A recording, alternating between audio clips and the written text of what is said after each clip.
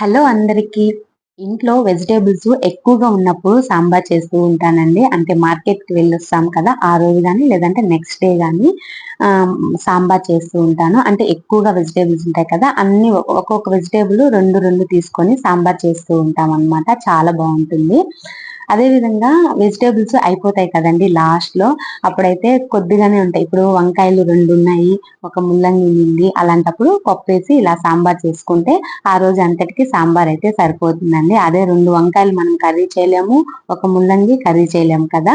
అలాగా ఈరోజైతే మా ఇంట్లో పరిస్థితి అదే అండి. 4 వంకాయలు, 2 ముల్లంగి అయితే కొద్దిగా మామిడికాయ ఉండిందనమాట. ఇంకా కట్ చేసిన మామిడికాయ ఫ్రిడ్జ్‌లో ఉంది.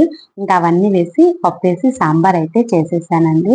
చాలా బాగుంటుంది సాంబార్ అయితే. మామూలుగా నేను పప్పు కంటే కూడా సాంబార్ చాలా చేస్తానండి. మీకు కనుక ఈ వీడియో నచ్చినట్లయితే చిన్న లైక్ ఇవ్వండి. Thank you for watching.